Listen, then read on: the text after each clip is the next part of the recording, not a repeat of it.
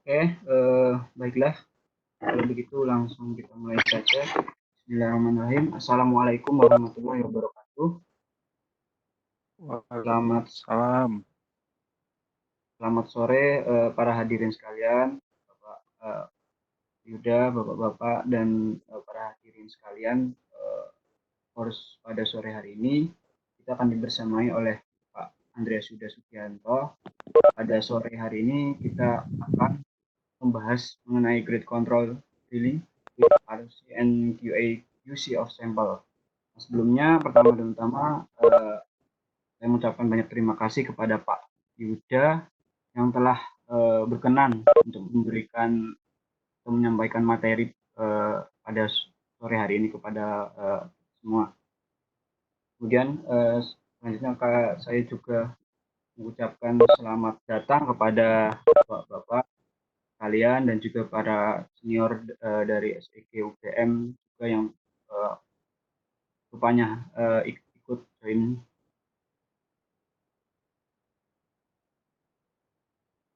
Sebelumnya saya karena ada pepatah ya, maka tidak kenal maka tidak sayang. Sebelumnya saya ingin memperkenalkan diri terlebih dahulu. Perkenalkan, nama saya Raffi Dayat, biasa dipanggil Raffi. Saya akan moderatori kurs pada sore hari ini. Nah, sebelum kita mulai sesi presentasi, saya akan menjelaskan sedikit tentang rule daripada kurs pada sore hari ini. Yang pertama itu diharapkan semua peserta kurs untuk tidak menyalakan mikrofonnya. Untuk video silahkan.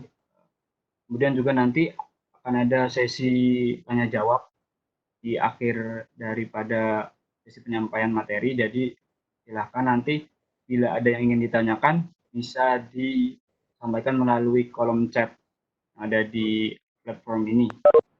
Itu. Kemudian saya akan pada sore hari ini kita akan dibersamai oleh seorang yang luar biasa tentunya, Pak Andreas Yuda Sugianto. Beliau merupakan underground geologi superintendent di PT Freeport Indonesia. Nah, untuk beliau sudah tidak diragukan lagi pengalamannya. Sudah lebih dari 15 tahun bergelut di dunia eksplorasi tambang, baik di open pit maupun di underground mine, khususnya pada copper gold silver deposit. Kemudian juga beliau merupakan lulusan teknik geologi UGM pada tahun 2004. Kemudian untuk professional experience-nya banyak sekali ya, mungkin bisa dilihat bahwa beliau pernah menjadi geologis di PT Hadana Putra, kemudian di PT Terarek Lumina Jaya, kemudian sampai kepada saat ini beliau menjabat di PT Freeport Indonesia sebagai underground geologi superintendent. Kemudian untuk professional training-nya beliau juga sangat banyak sekali, mulai dari Medtech resource modeling sampai juga course di epithermal deposit di World Gold Conference pada tahun 2007. Kemudian untuk achievement sendiri beliau juga banyak menjabat penghargaan, pernah bergabung di menjadi bagian dari corporate Quantic Case Team, kemudian juga sampai pada pernah menjadi bagian dari SHE Representative Team di Underground Mine Geology Department. Kemudian juga beliau juga pernah di Ubia Mining Technical Service Team, kemudian juga pernah menjadi bagian dari tim Underground Mine Geology Department Corporate with Eksplorasi Nusa Jaya. Itu mungkin CV beliau banyak sekali ya. Mungkin kalau dijelaskan satu persatu tidak akan habis. Mungkin langsung saja saya persilakan kepada Pak Yuda untuk memberikan penyampaian materinya pada sore hari ini. Seperti yang saya jelaskan sebelumnya, bila ada hadirin atau peserta sekalian yang ingin bertanya, silahkan untuk menulis atau mengetik di kolom chat yang tersedia di platform ini. Silakan, mungkin untuk waktu dan tempat saya persilakan kepada Pak Yuda memberikan materi. Silakan, Pak. Baik, selamat sore. Apakah suara saya didengar cukup jelas dengan teman-teman? Cukup jelas, Pak. Baik, ya. Kebetulan posisi saya sedang di kamar, jadi dan Tembagapura sedang hujan. Biasanya kalau hujan kadang-kadang gangguan di sinyal, jadi nanti kok tiba-tiba suara mati, mohon diinfokan ya. Ya, baik. Kembali lagi selamat sore buat rekan-rekan SK Student Chapter, dan dari yang saya dengar bahwa ada banyak teman praktisi yang mungkin bergabung di sini, jadi ini kesempatan yang baik untuk sharing ilmu.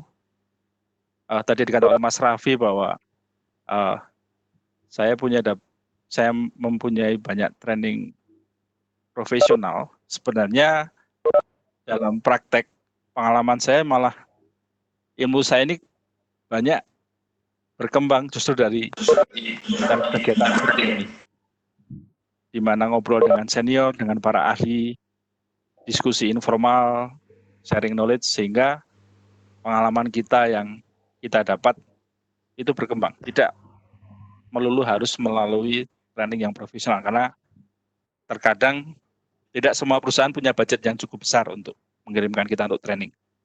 Jadi inilah salah satu contoh yang baik di mana kita bisa sharing knowledge, mengembangkan pengalaman dan ilmu. Dan khusus pada teman-teman yang mungkin sudah ahli, praktisi dunia tambang seperti saya ingat dulu nasihat yang diberikan oleh almarhum Pak Rofiki kepada saya saat saya masih mahasiswa, bahwa beliau mengatakan nasihat seperti ini, one teach, to learn. Artinya adalah saat ada satu orang menjadi pengajar atau sharing pengalaman, sebenarnya ada dua orang yang sedang belajar. Orang yang diajari belajar untuk mendapat ilmu yang baru, orang yang sedang mengajar itu mendapat pengalaman untuk menjadi pengajar yang lebih baik dan efektif. Jadi harapannya dari sore ini saya mendapat pengalaman bagaimana untuk melakukan presentasi yang efektif, dan teman-teman mendapatkan sharing pengalaman saya. Awalnya dari obrolan dengan Mbak Elsa ya, Mbak Elsa. Awalnya kan rencananya saya mau sharing pengalaman salah satu program yang dilakukan saat saya di Phoenix, di kantor pusat, di mana kami terlibat dengan tim communication dari metalurgis. Jadi bisa dikatakan topik geometalurgi, di mana kita berusaha membantu melakukan pendekatan geologi untuk melakukan approach throughput model. Sebenarnya throughput ini menjadi isu yang sangat penting di dalam dunia tambang. Waktu itu harapan saya bisa presentasi itu, tapi ternyata policy di PT Freeport berubah. Jadi approval-nya sangat panjang. Dengan time frame yang diberikan kemarin, saya tidak yakin bahwa waktunya akan cukup. Jadi untuk sementara saya coba sharing pengalaman lain yang saya pernah lakukan di Pan Austrial di Bubia Maning di Laos. Tetapi untuk yang throughput itu harapannya ke depan, jika memang SEG Student Chapter masih berminat, kita bisa lakukan di waktu yang lain.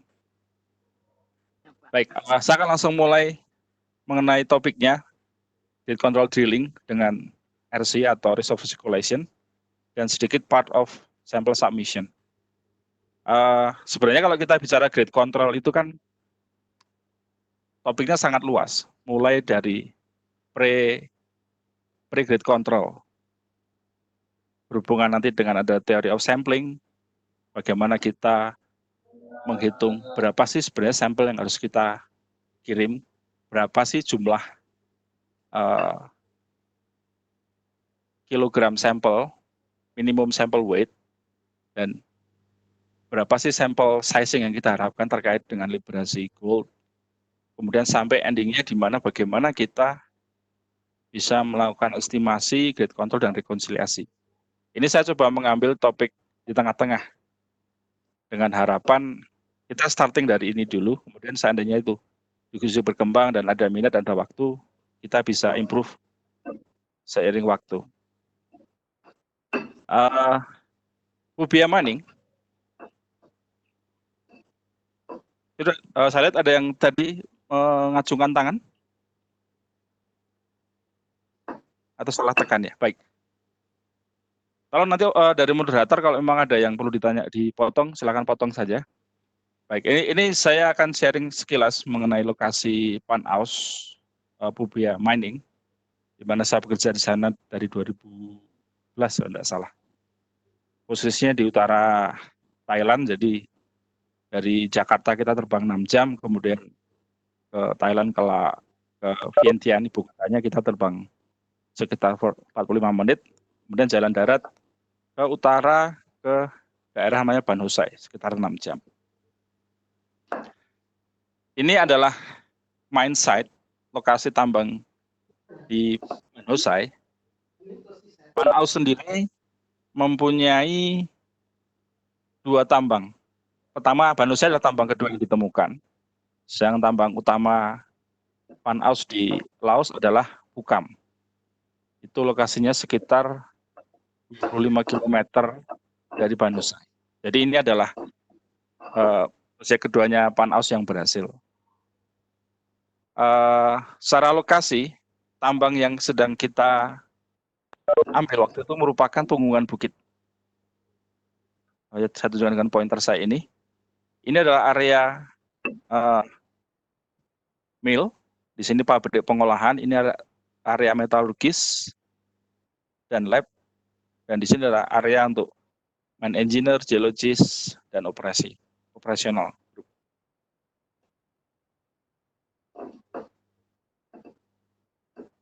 Secara geological map, secara geologi,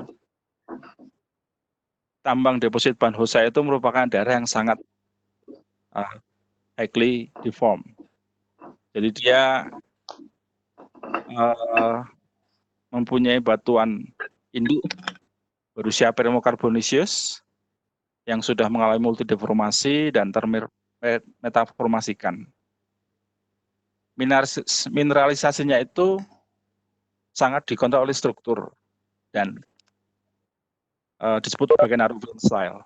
Ada diskusi bahwa karena memang waktu itu knowledge tim eksplorasi di Ban Hosai belum cukup dalam mengenai karakter, karena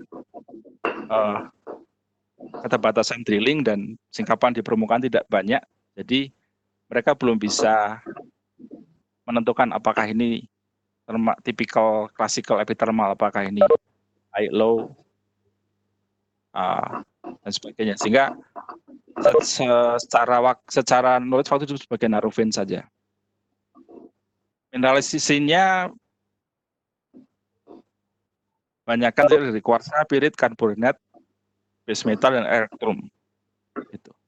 Dan hal yang menarik adalah bahwa grade yang muncul dari veiningnya itu biasanya akan meningkat seiring dengan tingkat deformasinya.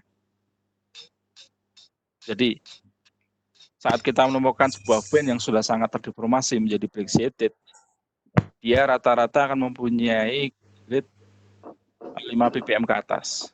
Localize bahwa saya pernah melihat sampai 70 ppm.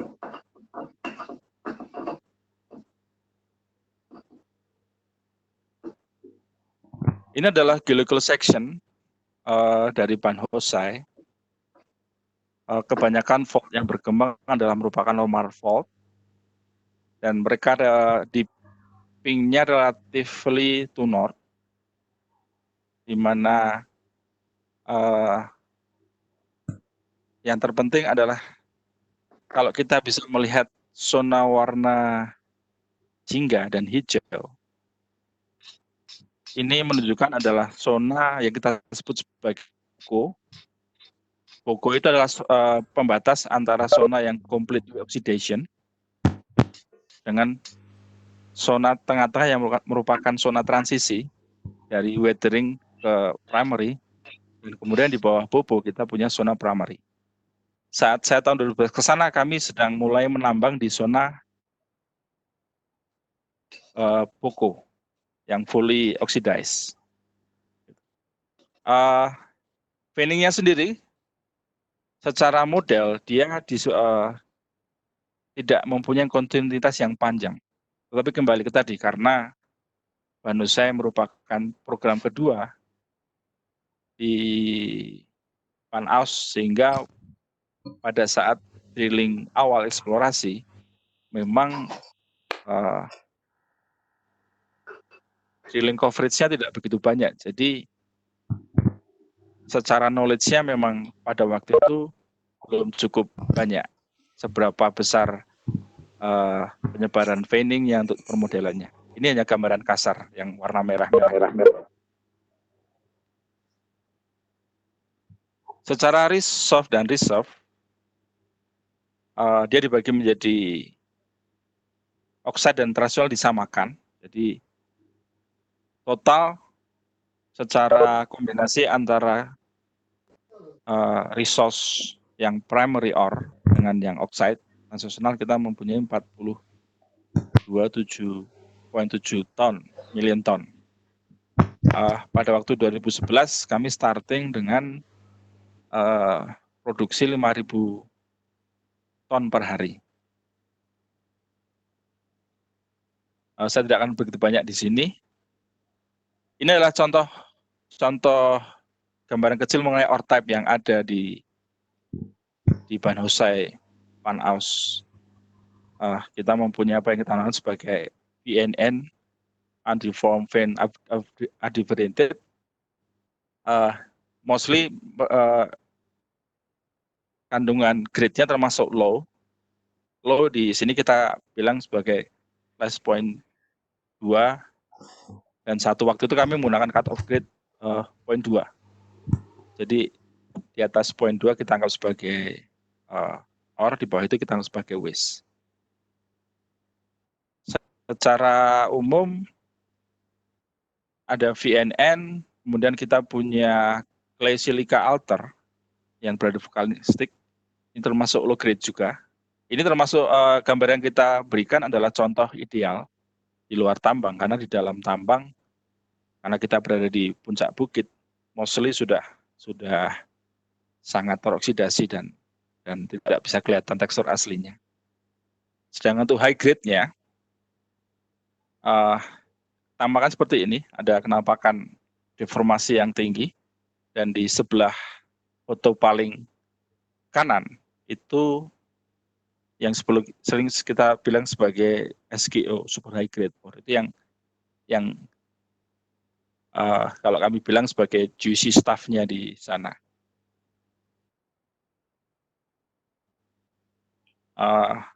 Next-nya adalah ini adalah gambaran foto-foto di lapangan yang menunjukkan bahwa ore dipping kita itu dipping to north 40 to 60 degree. Itu nanti akan kalau diskusinya berlanjut akan menimbulkan permasalahan saat kita melakukan ekstraksi atau ekskavasi. Karena jika tidak dikontrol dengan baik dan dengan poor knowledge dari operator, kita akan mendapat dilusi yang tinggi atau ore loss yang cukup besar. Di Banusai kita menggunakan RC atau reverse circulation drilling sebagai part dari grade control drilling.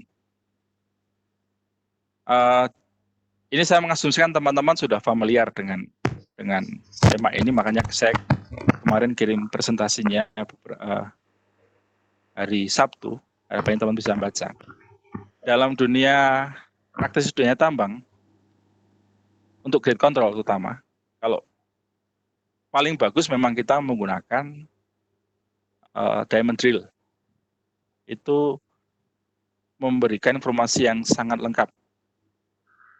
Karena full core, bahkan informasi tekstur, informasi detail veining, bahkan informasi core orienting bisa kita dapat menggunakan diamond drill.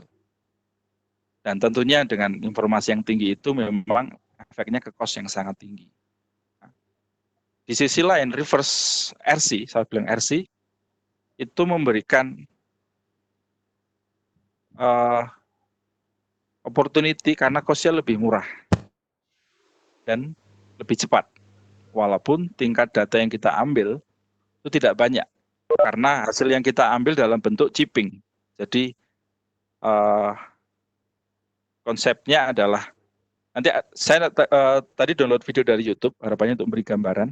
Jadi intinya bahwa RC itu kita membuat lubang di ground-nya, tapi kita juga memberi pressure udara yang tinggi. Jadi begitu cutting hasil grindingan dari mata bor tadi, akan naik, kemudian kita ambil sebagai sampling di RC ini. Ada diskusi atau mungkin teman-teman lain yang praktisi juga pernah mengalami bahwa ada beberapa tambang yang coba mengutilize atau menggunakan blast hole drilling. Blast hole drilling adalah drilling yang dilakukan untuk meletakkan charging sebelum kita melakukan blasting pada ore block yang akan kita ambil. Secara teori, secara knowledge, banyak pihak atau banyak, bahkan di literatur disebutkan bahwa blast hole itu less quality daripada RC. Karena memang RC didesain untuk melakukan sampling, sedangkan blast hole dia desain untuk blasting. Jadi ada lebih kurangnya, tapi itu sebenarnya bukan harga mati atau rule of thumb. Tergantung kondisinya ya. Contoh seperti misalnya yang kita lakukan di Freeport menggunakan blast hole sebagai sumber untuk sampling ore block-nya. Walaupun pernah ada laporan dari ITAR, konsultan sampling, yang mengatakan bahwa blast hole itu enggak applicable di TFI. Tapi manajemen akhirnya tetap mengambil bahwa blast hole itu sudah good enough untuk PTFI karena sebaran depositnya di PTFI kan porfiri. Jadi dia lebih disseminated. Jadi dibanding dengan cost membuat grid control drilling yang baru, dirasa blast hole menjadi lebih cocok. Sedangkan RC itu applicable contoh di Banose karena kita veining. Jadi presisi untuk mengambil sampel itu memang diperlukan. Presisi lokasi. Pembahasan mengenai blast hole dan RC ini mengingatkan saya pada sebuah kasus yang di PTFI dulu. Waktu itu ini agak way off dari diskusi ini. Jadi waktu itu kita punya kasus di mana kita punya area namanya passenger shaft. Area itu adalah life of mine infrastructure. Artinya area itu tidak boleh terganggu oleh gangguan apapun karena akan dipakai untuk mengangkut personel dari area bawah untuk naik ke area EPC. Saat kita mulai dari data drilling, karena waktu itu data drilling kita nggak banyak di situ, jadi kita miss bahwa ada breaksi yang benar-benar memotong di jalur passenger shaft.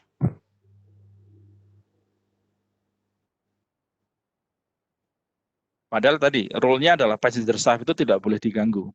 Kemudian ada orang corporate geotech yang datang dan mereview. Dalam diskusi, saya ingat kata-kata prinsipal corporate geotech ini mengatakan bahwa gini, dan itu kemudian saya selalu pakai dalam signature email saya bahwa we need to consider the price of doing too much and doing nothing. Maksudnya adalah gini, dalam diskusi itu memang muncul banyak ide, misalnya kemudian karena itu breaksi, kita coba untuk membongkar ulang support yang ada, kemudian melakukan pemetaan ulang breaksi. Membongkar support itu kan proses yang sangat mahal. Kemudian muncul juga ada laporan yang mengatakan bahwa di situ ditemukan adanya bukti indikasi sulfur. Sulfur menjadi salah satu isu yang penting dalam underground karena jika dia interaksi dengan air, dia akan menimbulkan korosif yang sangat tinggi sehingga support cepat akan hancur. Diskusi-diskusi panjang, kemudian kita coba melihat efek cost-nya dan bagaimana. Memang pada akhirnya adalah geologi mengambil keputusan dengan knowledge yang ada ditambah dengan drilling. Kita yakin bahwa breaksi itu ada di situ tapi localized dan tidak berkembang. Jadi kemudian isunya memudar. Yang pengen saya sampaikan adalah berhubungan tadi dengan penggunaan RC dan blast hole. Ada masanya di mana kadang-kadang kita perlu memperhitungkan cost doing too much dengan doing not enough. Misalnya gini, kita let's say secara knowledge orang bilang bahwa blast hole itu tidak memadai untuk grid control dengan segala kelemahannya. Tetapi dengan knowledge kita, dengan kondisi tambang, dengan kebutuhan, dengan nilai error yang bisa kita toleransi, blast hole mungkin menjadi option yang sesuai walaupun tidak ideal. Gitu. Tapi dalam kasus Ban Hosei, karena Ban Hosei kan seperti tadi saya bilang, tambang kedua setelah Pukam. Jadi apa yang Pukam lakukan itu diaplikasikan di Ban Hosei. Jadi Ban Hosei menggunakan RC juga. Seperti itu. Saat kita bicara mengenai grid control drilling program di RC, di Pubia kita punya rule of thumb bahwa availability drilling program kita harus. Halo, Anda dengar suara saya?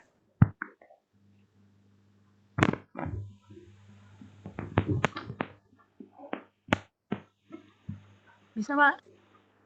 Oh ya, oke. Kok saya lihat ada tulis nggak ada suaranya. Baik.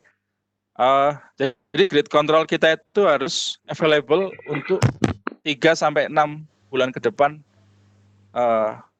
schedule produksi tambang. Dalam arti kita harus sudah punya ore block yang sudah terverifikasi sehingga kita punya data kadarnya untuk supply 3 atau 6 bulan ke depan.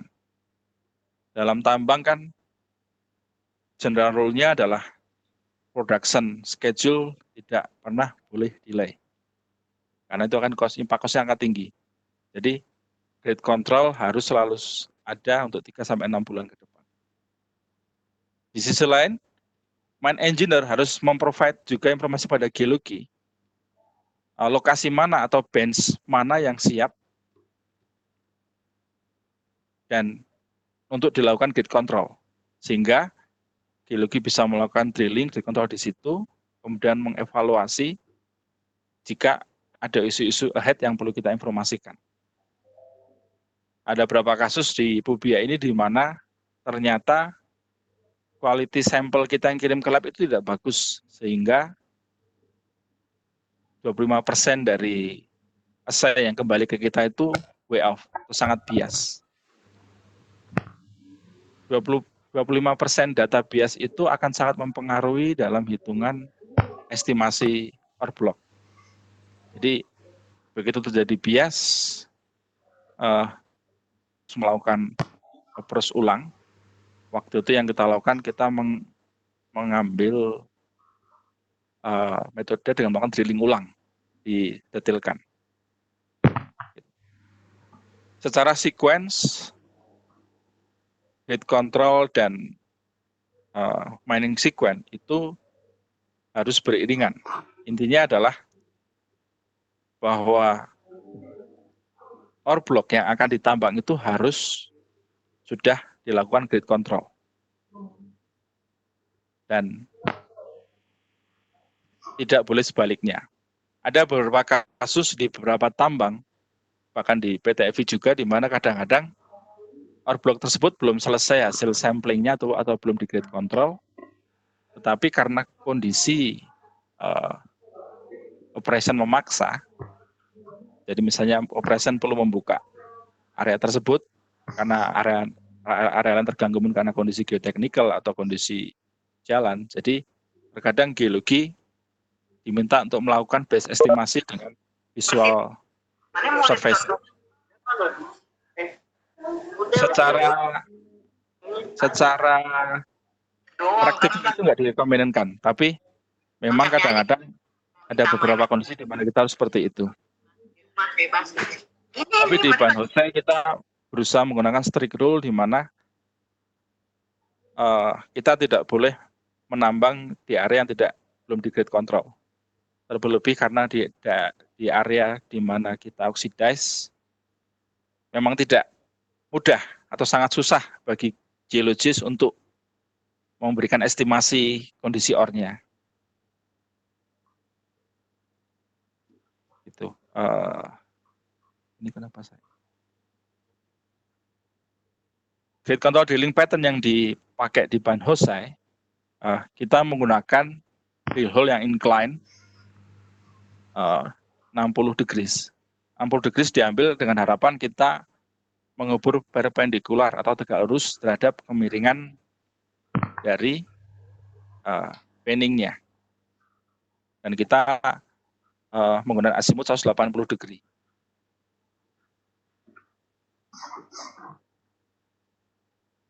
Namun dalam beberapa kasus kita terpaksa juga melakukan drill tegak, terutama apabila kita berada di final wall, dan yang kedua kita berada di tebing, di pinggiran tebing. Bagi teman-teman yang mungkin belum pernah melakukan, ada diskusi bahwa seberapa pentingnya kita melakukan bor harus tegak lurus terhadap kemiringan ore vein yang kita cari. Gitu. Di Ban Hosai sudah pernah dicoba dilakukan trial di mana kita mengubur tegak dengan mengubur miring. Ternyata itu memberi efek smearing atau grade yang menjadi menyebar, karena bor yang tidak tegak lurus terhadap kemiringan vein mengganggu dalam proses variogram. Dan proses variogram akan berpengaruh sangat terhadap estimasi. Di sana kita menggunakan untuk pattern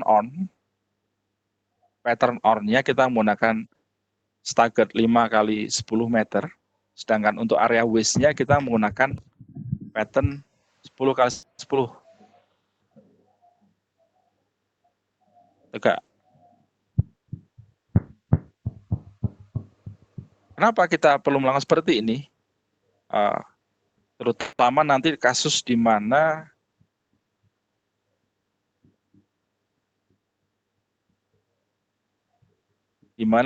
kita, jika ore pattern kita kebetulan memotong kontak antara ore dengan waste, jadi saat sampling di area yang tadinya kita anggap sebagai waste ternyata muncul menunjukkan indikasi ore,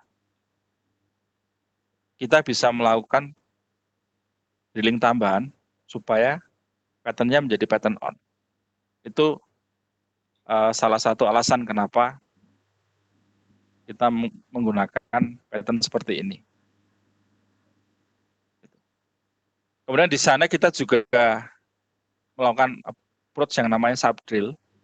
Subdrill itu adalah seperti ini. Jadi kita punya target pit floor yang akan menjadi nanti bench untuk mining. Ini contoh topo surface. Jadi kita coba mengebor dengan kedalaman bervariatif supaya kita mendapatkan bed floor yang rata. Kemudian area ini kan di blasting. Saat di blasting, kemudian proses penambangan, daerah di sini, let's say 1 meter di bawah bed floor, itu terkadang bisa mulai pecah. Proses penambangan, proses blasting pecah, sehingga saat nanti kita mulai ngebor dari sini, karena kondisi ground-nya dia lebih fracture, dan tentunya selama ini dikeruk dan kemudian untuk hilir mudik truk, hilir mudik kendaraan, dan kondisi tanah yang fracture, ada lumpur atau dilusi yang masuk. Jadi saat kita mulai mengebor lagi dari titik ini, sampling kita di meter-meter awal akan menunjukkan dilusi yang tinggi atau bias. Subdrill itu adalah approach di mana kita melakukan blasting 1 atau 2 meter di bawah target bed floor kita. Jadi hole-nya ini kita perpanjang sampai 1-2 meter di bawah bed floor target, dan kita ambil sampel dari awal. Kemudian besok saat kita mulai drilling dari sini, sampel awal kita ignore, karena sudah kita ambil sebelumnya. Itu sebagai metode pencegahan untuk mengurangi potensi bias atau kontaminasi di meter-meter awal di bed floor berikutnya. Ini adalah contoh penggambaran RC drilling. Coba saya cari videonya ya. Oh, harusnya tadi diputar ya. Apakah bisa lihat videonya, teman-teman? Lagi progres nih, Mas. Masih abu-abu. Oh, bisa, sudah. Ya. Ini saya dapatkan dari YouTube. Memang tidak precisely sekali seperti yang kita pakai di Indonesia, tapi ini beri gambaran saja. Bahwa intinya, kita kembali pada awal tadi. RC drilling itu, ini adalah gambaran di mana air kompresor memberi tekanan masuk ke jalur selang dan kemudian all the way ke pipanya. Uang apa? Yang dari departemen. Kemudian air udah bertekanan dibawa turun melalui tubnya atau rodnya.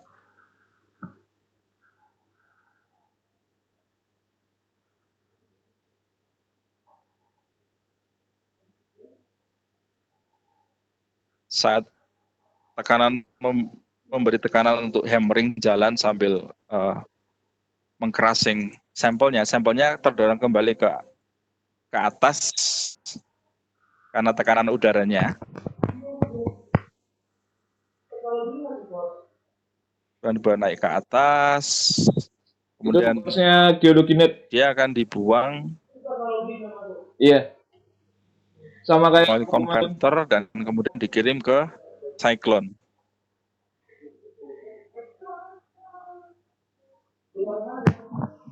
Apa? Cyclone ini tempat di mana kita kemudian mencoba mengambil sampelnya dari situ.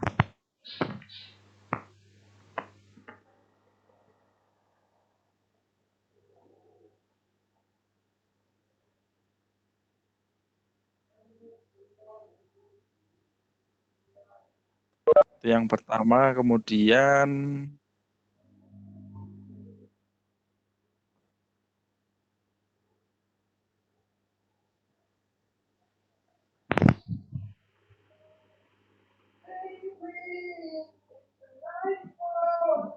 saya download dari YouTube juga. Bahasanya bahasa Rusia sih. Jadi ini termasuk RC drilling dengan mounted truck.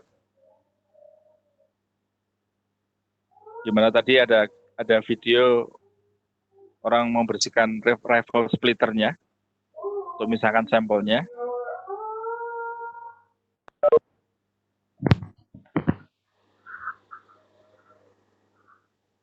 Itu sampelnya dipasang tadi di Udah dari tadi, Pak. Ini udah kantong ekstraktor seperti itu. setengah 4. Setengah 4, Pak, dari setengah 4 tadi. Ini salah contoh di mana kita melakukan sampel seleksinya langsung di lokasi drilling. Udah lumayan nih 56.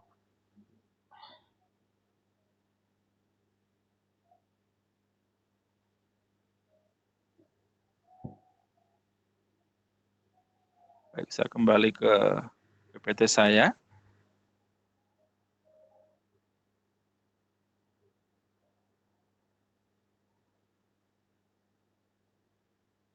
Ini adalah contoh gambar RC drilling yang dipakai di Banosai. Kita menggunakan lokal kontraktor, Drillcorp kalau nggak salah namanya. Ini adalah Cyclone di mana kita memasang sampel bag. Jadi saat tadi dipompa oleh di selang besar ini, kemudian masuk ke sini, kemudian kita ambil. Ini foto dari sisi belakang. Dari sisi depan, ini saya lupa dulu nama lokalnya kita bilang sebagai terpal. Ini fungsinya untuk menghindari supaya Lanjut, Pak. fungsinya menghindari supaya material atau kontaminasi di sini supaya tidak jatuh ke dalam lubang yang nanti bisa tersedot masuk menjadi kontaminasi. Pertama dan yang kedua itu menghindari jika nanti kita intersek dengan air tanah supaya airnya tidak muncrat keluar. Tadi posisi videonya di sini. Inilah contoh gambaran RC drilling saat beroperasional. Memang intinya debu semua di situ. Terutama disinilah tempat helper yang coba mengambil sampel. Ini helper dari dealer yang suka mengawasi saat posisi drilling. Karena kondisi debu yang sangat tinggi, jadi memang penggunaan APD sangat disarankan. Menggunakan masker, kacamata, dan telinga karena bising.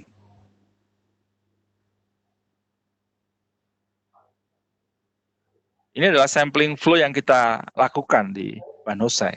Jadi tadi dari drilling chips, kemudian di-start oleh Cyclone, diambil oleh helper.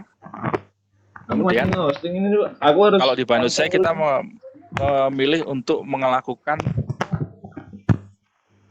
penimbangan dan coba dicari aja. Apa namanya, pengayaan itu di korset, bukan di lokasi. Jadi setelah selesai per 1 meter kita ambil, kemudian kita simpan dalam kantong beras. Kemudian setelah itu kita bawa ke korset, di mana kemudian di korset kita melakukan pengayaan untuk memisahkan dengan rotary splitter atau rifle splitter. Generally kita akan mengambil 3 kan, primary, duplicate, dan reject. Reject itu 75% dari total sampel kilo yang kita ambil dari 1 meter tadi.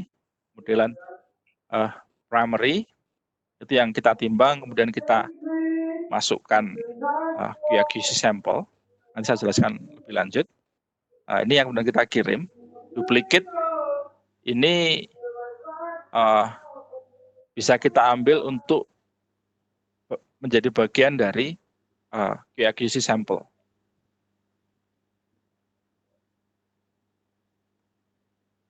Inilah contoh di mana kita pernah melakukan untuk memisahkan sampelnya langsung on the spot heat drilling. Jadi kita di cyclone discharge kita punya 3 buangan. Satu kita anggap sebagai primary, satu kita anggap sebagai duplicate, dan reject diambil dari sini. Tapi kemudian seiring waktu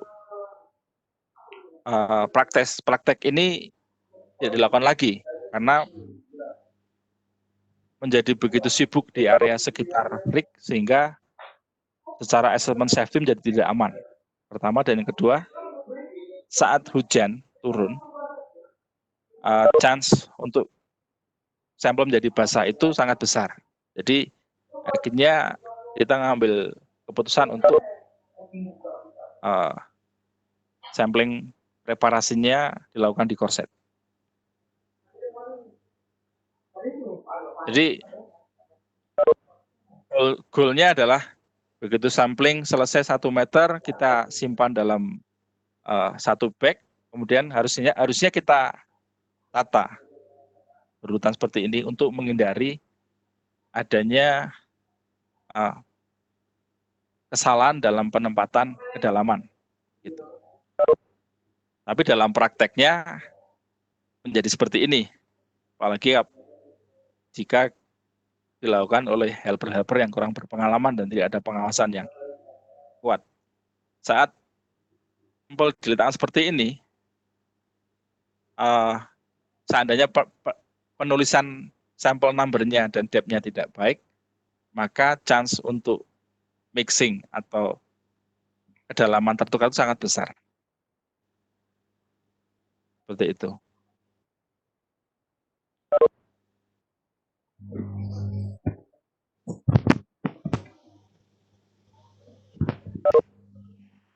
Salah satu approach lain yang dilakukan, jadi saat tadi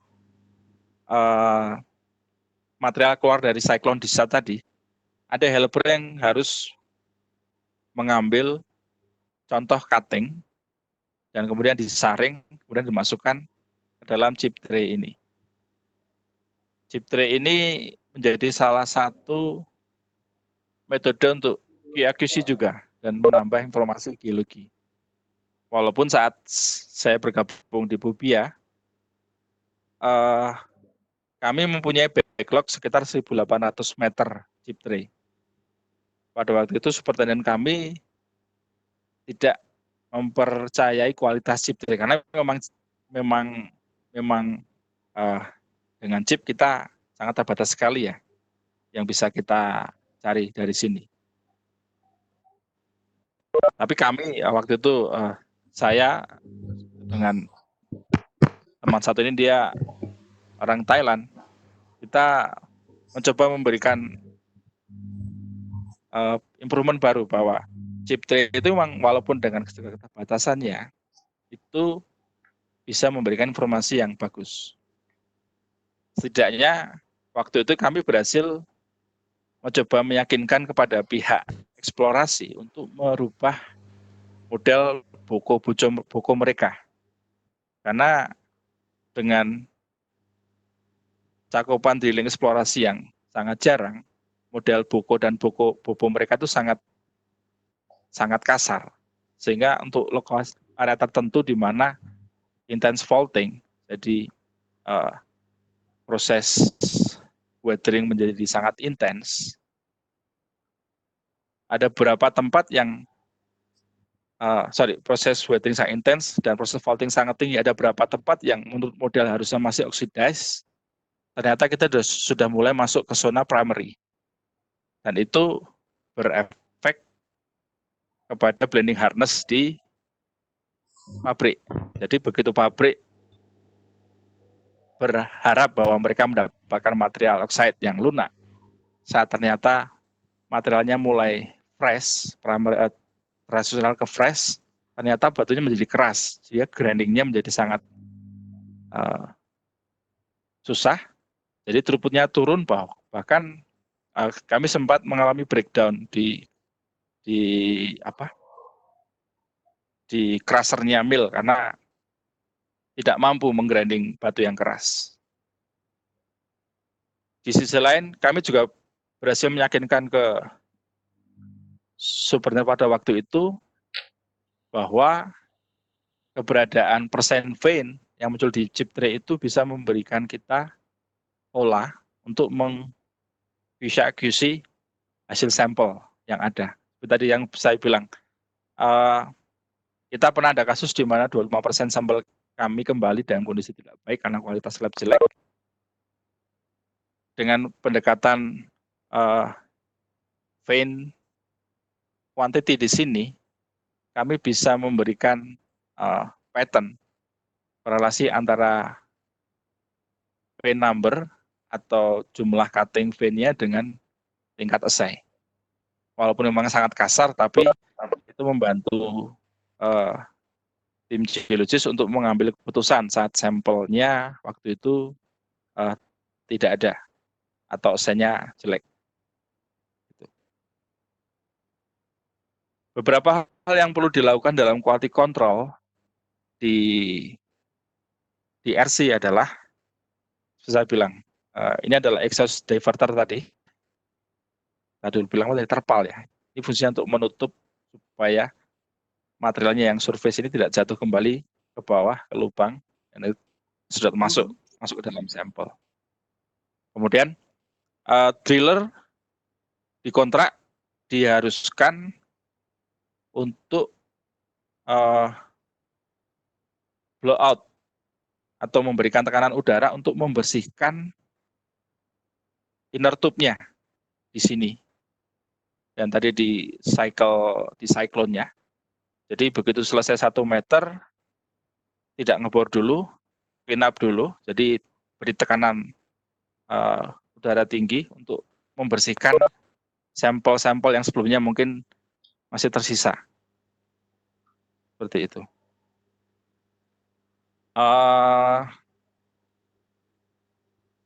Ini juga quality control yang dilakukan. Jadi kadang-kadang saat sampelnya sudah terlalu banyak dan bercampur dengan air, dia menjadi lengket di dalam cyclone discharge-nya, sehingga harus sering dibersihkan. Gitu. Ini sesuatu yang harus oleh grid control geologis sangat diperhatikan, karena typically driller akan lebih suka saat mereka selesai cepat drilling, meter tercapai, mereka kan dibayar per meter, jadi mereka senang sekali kalau bisa ngebor cepat. Tapi bagi grid control geologis seperti kami, kecepatan memang penting, tapi kualitas presisi juga perlu dijaga. Jadi terkadang harus ada saling debat panjang atau agak keras di lapangan bahwa kita harus minta mereka stop untuk membersihkan cyclone here ini. Bagaimana kalau kita kebetulan sedang menghadapi sampel yang basah karena kita ketemu zona air tanah? Jadi quality control adalah kita harus selalu siap adanya ember. Tadi kan kita menggunakan kantong beras untuk menyimpannya. Tapi kadang-kadang kantong berasnya itu tidak bisa menampung dengan baik sehingga airnya keluar. Experience di Banosai bahwa terkadang grade tinggi itu muncul dalam fine partikel yang terbawa air. Jadi saat itu terbawa, grade yang tinggi juga hilang terbawa oleh air. Jadi kita harus siap-siap dengan ember. Kemudian begitu sampel yang basah tersebut kita tampung dengan ember, kemudian kita simpan di dalam kantong plastik. Kantong plastiknya harus kita kasih lubang, tapi jangan di bawah. Seperti tadi saya bilang, karena kan fine material kan bawa grade tinggi, jadi begitu kita lubang di bawah, nanti terbawa oleh air dia akan hilang. Jadi kita harus lubangi di sisi relatif atas di clean waternya. Jadi setelah kita ikat, kita biarkan dia sebentar sampai sampelnya mengendap dulu, kemudian kita kasih lubang di atasnya untuk mengurangi airnya. Seperti itu.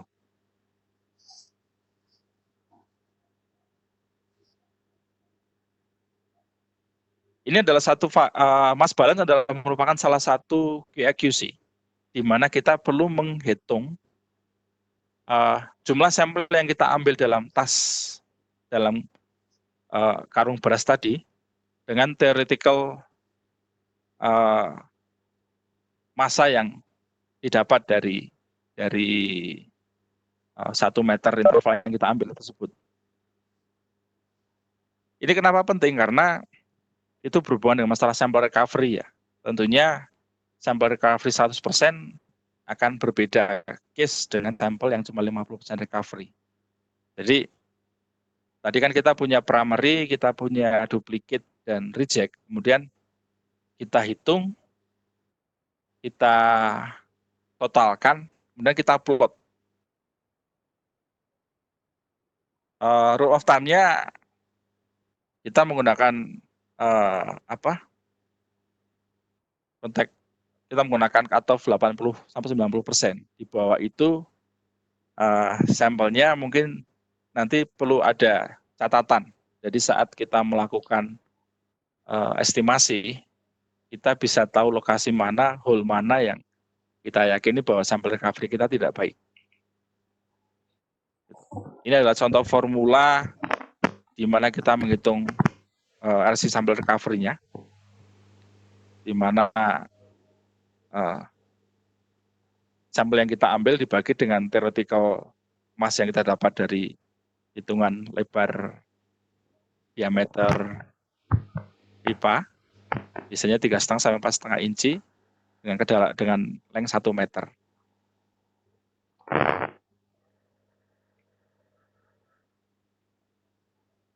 Ini adalah teori sampling mengatakan bahwa sebuah sampel itu dinyatakan bagus apabila setiap part dari sampel itu mempunyai kesempatan yang sama untuk disampling. Jadi dalam teori sampling nanti ada yang namanya segregation and grouping error, di mana sampel karena ukuran butiran dia membentuk segregasi, sehingga saat kita mengambil fine material atau yang halus, sampel yang kita ambil menjadi bias, karena knowledge-nya bahwa sampel itu akan selalu cenderung tinggi di zona yang fine daripada yang kasar. Kemudian kita juga ada namanya DE, delimitation error, itu kesalahan pengambilan interval. Kemudian ada extraction error, itu topik yang tersendiri lagi. Jadi intinya adalah splitter itu membantu kita untuk melakukan homogenisasi. Jadi sampel tersebut per partnya mempunyai chance yang sama untuk dipilih menjadi sampel. Kita bisa melakukan reverse splitter. Reverse splitter itu mempunyai kelebihan partnya murah, tapi kelemahannya adalah tergantung dari helper atau geos yang mencoba meratakannya ini. Berbeda dengan rotary splitter, di mana rotary splitter kan kita menggunakan mesin dan dia diputar. Jadi asumsinya adalah setiap sampel akan terbagi merata di sini. Rotary splitter secara cost lebih mahal dan secara QAQC lebih rumit karena kita perlu melakukan inspeksi berkala untuk memastikan bahwa perputaran rotasinya ini sesuai yang standar yang diminta. Jadi jika terlalu lambat itu mengakibatkan bahwa material tidak terhomogenisasi dengan baik. Ini adalah gambar detailnya. Splitter kan seperti ini, jadi dibuang ke sini, kemudian kita ambil di kanan kirinya. Kemudian untuk rotary sudah dibagi menjadi 8 pieces, di mana kita mengambil 6 pieces itu sebagai reject 75% dari original sampel, 1 primary sampel, 1 case ini, dan satunya sebagai reference atau duplicate. Setelah kita memisahkan sampel-sampel tersebut, kemudian ini kita lakukan penimbangan kan kembali.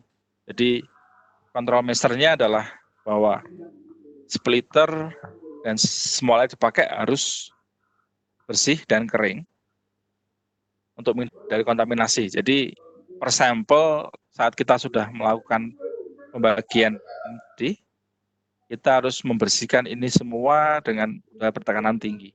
Kemudian timbangan juga harus selalu dikalibrasi dengan baik. Kemudian jika weight sample ada, kita harus membiarkan sampai dia kering, dan kemudian baru kita boleh melakukan sampling prosedur dengan normal.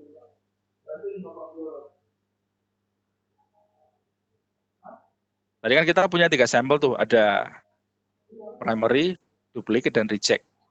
Jadi duplicate bisa dikirim kembali sebagai part of QA/QC sample, sedangkan reject bisa kita simpan di sample storage. Jangka waktu penyimpanannya tergantung case pertambang. Di Bandosai kita menggunakan approach 1 tahun penyimpanan. Kenapa perlu disimpan? Untuk reference sampelnya itu menjadi sumber informasi seandainya ke depan ada permasalahan, apakah mungkin setelah direview ternyata varians kita terlalu tinggi, apakah mungkin ada kesalahan sampling. Jadi reference sample disimpan sampai waktu tertentu, kemudian setelah itu kita buang dengan pembuangan yang aman.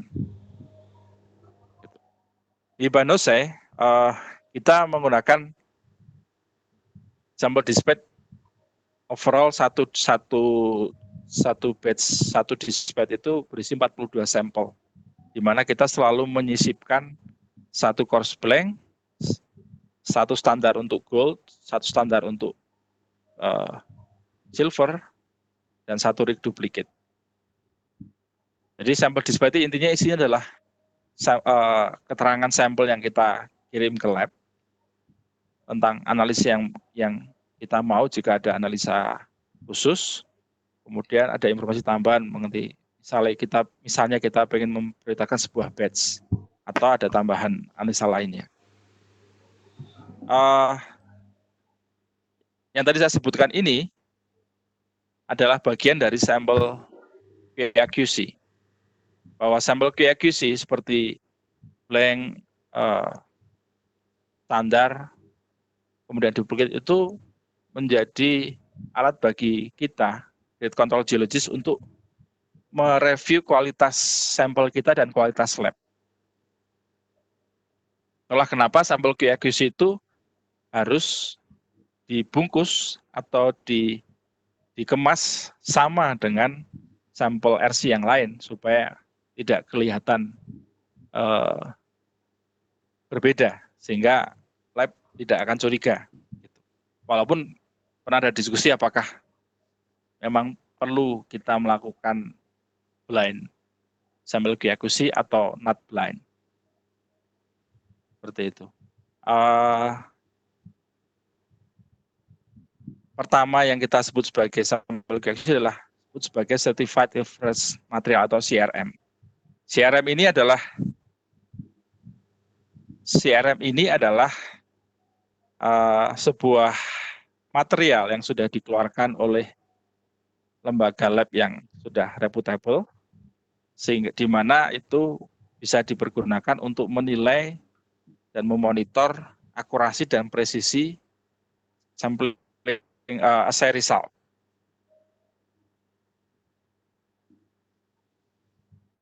Jadi CRM ini sudah punya nilai pasti ini segini.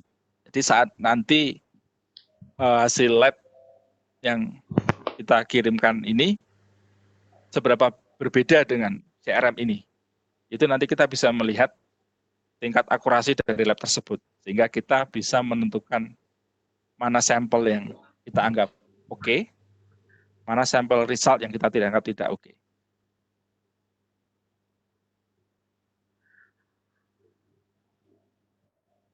Ini adalah contoh sampel batch yang kita punya, ini rata-rata produksi dari Australia, karena Panos adalah perusahaan dari Australia. Jadi mereka sudah punya list standar value-nya berapa, kemudian acceptable satu standar deviasi berapa, 2 berapa, 3 berapa. Jadi kita bisa melihat kualitas lab untuk perbandingan dengan melihat angka-angka di sini.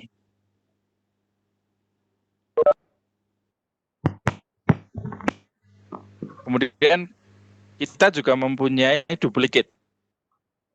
Duplicate itu adalah goal-nya adalah seperti ini. Jadi karena primary sample dan duplicate itu diambil pada saat yang sama, ekspektasi kita bahwa sampel tersebut akan mempunyai hasil yang sama.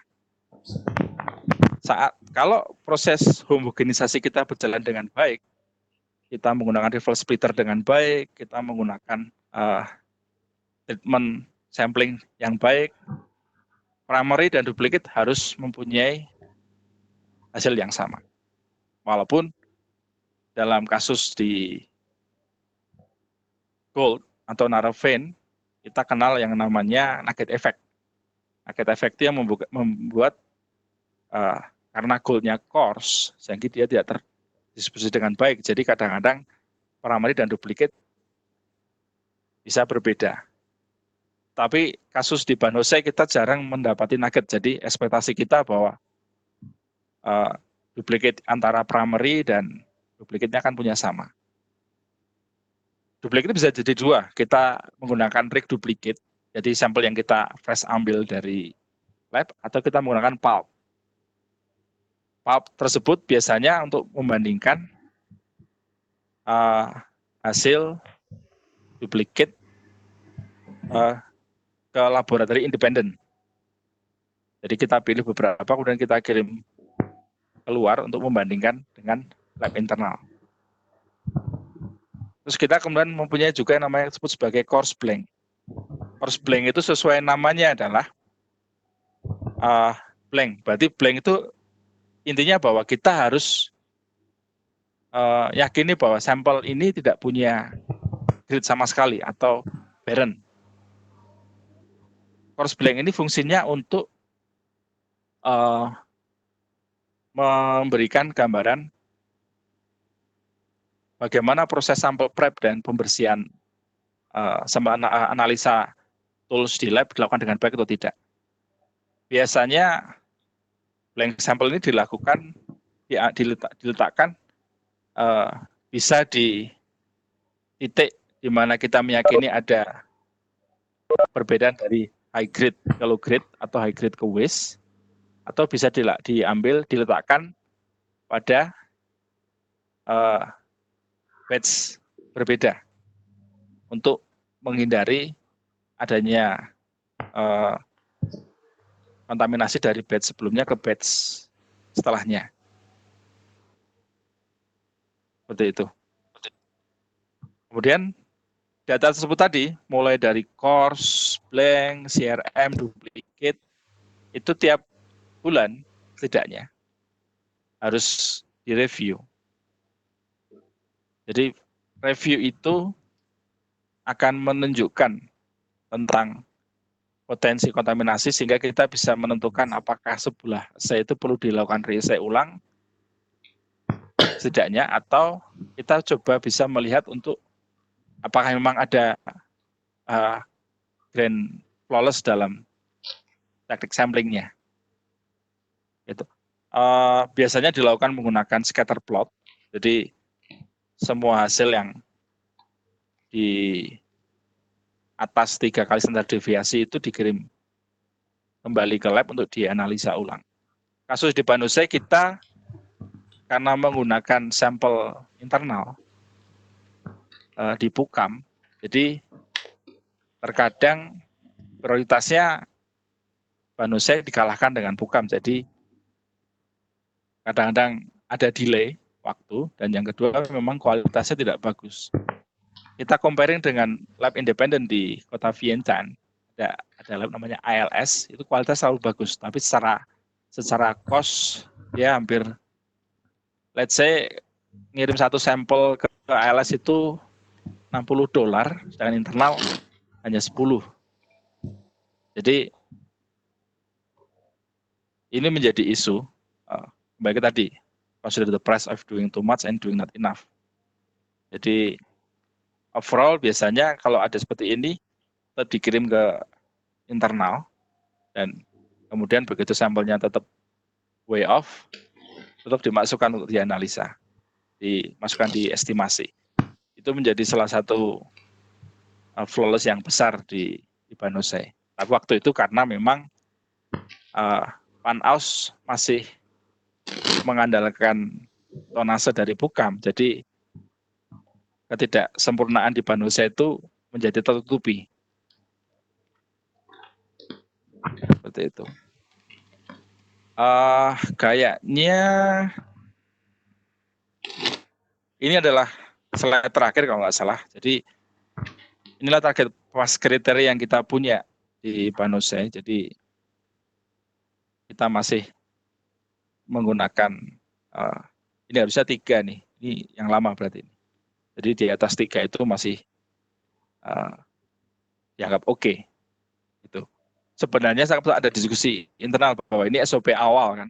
Kami kemudian setelah lihat dari tren, diskusi dengan geologis dan engineer dan operation mengatakan bahwa 2 standar deviasi itu terlalu pendek, jadi kemudian dirubah menjadi 3. Kami dari geologis ini kurang setuju. Saya dan teman senior tadi kurang setuju kenapa kok dinaikkan. Tapi karena itu menjadi keputusan manajemen karena berhubungan dengan cost, akhirnya standar ini dinaikkan menjadi jika masih di bawah 3, acceptable.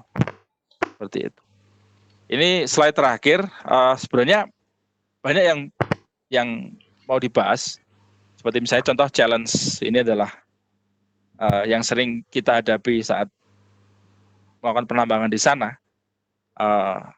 Kita sering menemukan sisa bom zaman Perang Dunia Kedua yang tersimpan di tambang.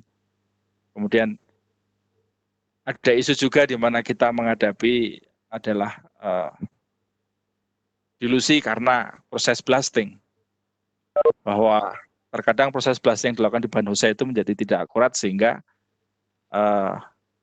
ornya bercampur. Ini yang tadi saya katakan dari awal.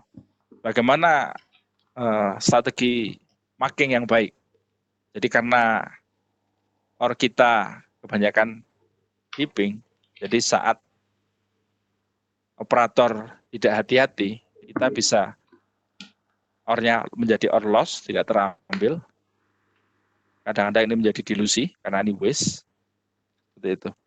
Ini adalah contoh yang mungkin kalau teman-teman tarik bisa kita diskusikan lagi bagaimana strategi geologis menghadapi ini.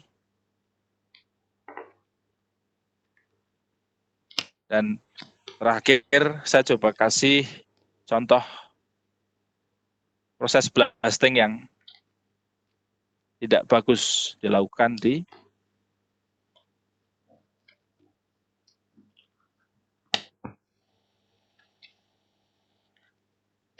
Banose.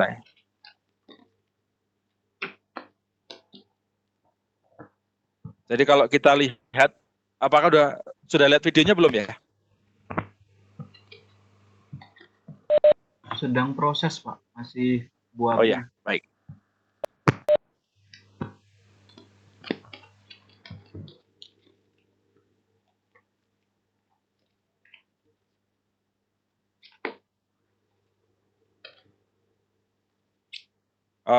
Mau infonya kalau sudah bisa loading videonya. Ini adalah salah satu kasus di mana grid control geologist sering bertengkar dengan orang blaster. Jadi kami menyarankan bahwa untuk di area tinggi kita punya ada namanya North Knob itu di utara paling tinggi. Itu batunya sudah sangat oxidize sehingga kita menyarankan pre-digging saja. Ya, jangan di blasting. Karena posisinya kita di tinggian dan itu bukit. Blastingnya dengan charging yang tidak sesuai membuat ore kita jatuh ke bawah tebing, akhirnya tidak terambil, itu menjadi ore loss, sehingga saat kita rekonsiliasi akhir bulan menjadi tidak match. Kalau videonya sudah bisa dilihat, saya putar lagi.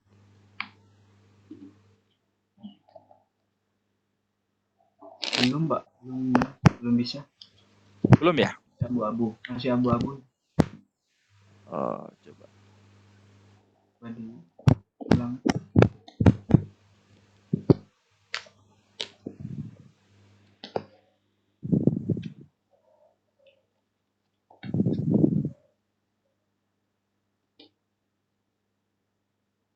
Kalau sudah bisa, kalau infonya ya. Mohon untuk diputar, Pak. Coba, Pak.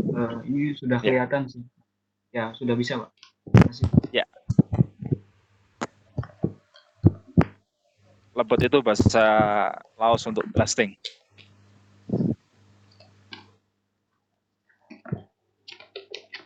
Kalau kita lihat ada partikel di sini yang jatuh ke tebing di bawah. Dan itu menjadi ore loss, karena material kita yang tadinya kita harapkan in situ, kemudian terbawa. Kemudian ada lagi yang seperti ini yang kita komplain keras.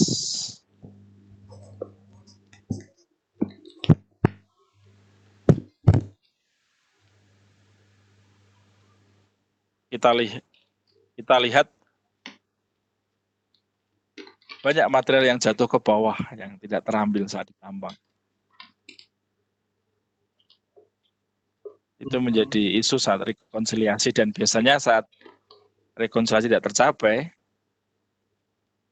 ini seperti tuding-tudingan. Oh, ini geologi salah memberikan prediksi estimasi, padahal dalam faktanya ya ini kesalahan operasional karena blasting charge-nya terlalu tinggi, jadi materialnya terhambur jatuh ke bawah. Itu topik yang menarik. Kita ada yang namanya Blast Monitoring Index, itu salah satu topik yang berbeda dengan ini, tapi itu sangat membantu geologis karena kita harus tahu di mana ore kita. Jadi ore yang kita estimasi, yang in situ, setelah kita blasting, kita harus tahu ore-nya kita kemana. Karena ore body marking before blasting, compare dengan after blasting itu bisa berbeda jauh. Paling seperti itu dari saya. Kalau ada pertanyaan, dipersilahkan. Ya, baik. Terima kasih untuk Pak Yuda atas pemaparan materinya, materi yang sangat menarik dan juga menjadi ini Pak. Tadi sudah dijelaskan ya mengenai bagaimana operasi drilling, kemudian control drilling programnya seperti apa, kemudian juga tadi disertakan dengan video-video yang sangat mudah dipahami juga, kemudian sampling, kemudian ada evaluasi, data evaluasinya tadi juga ada tentang ore loss. Nah, saya mungkin ini Pak, ada hal yang menarik sekali yang saya ada video atau pengalaman Bapak itu mengenai geologis di dunia tambang khususnya ya. Itu juga memang tidak hanya harus memiliki kecakapan dalam teori saja, tapi juga ini ya untuk manajemen konfliknya juga ya. Kita juga berhadapan dengan konflik-konflik itu. Bagaimana tadi mungkin Bapak sudah membeberkan pengalaman bahwa ketika driller itu katanya ngeburn secara cepat, namun geologis bagian kontrol, quality control itu suka dengan cara yang cepat, tapi juga kualitasnya juga harus diutamakan. Itu mungkin di sini Pak sudah ada beberapa penanya yang akan menanyakan beberapa pertanyaan. Mungkin saya bacakan ya Pak. Untuk pertama itu pertanyaan dari Pak Visco. Ada pertanyaan terkait Mas Balance. Untuk perhitungan density sampel RC menggunakan metode apa? Lalu apakah density-nya dihitung per interval tertentu atau sudah ada ketentuannya untuk setiap domain? Begitu Pak pertanyaannya. Mungkin bisa langsung saja Pak dijawab. Ya, untuk Mas Balance yang kita lakukan di sana, jadi setiap kali ada bukaan bench, kami melakukan pengambilan sampel untuk mengukur SG atau density dari batuannya. Overall sih kita mempunyai rata-rata ya bahwa overall domain di oxide akan berbeda dengan SG di domain transisi dan SG di primary. Jadi density ini yang untuk kasus Mas Balance kita menggunakan density yang sudah kita punya rata-rata per domain. Tapi karena kita juga punya sampling detail, jadi itu nanti dikoreksi. Seandainya ternyata kita mulai lihat perubahan bahwa density domain contoh oxide kita terlalu rendah dari hasil sampling, kita coba adjust. Untuk Mas Balance seperti itu.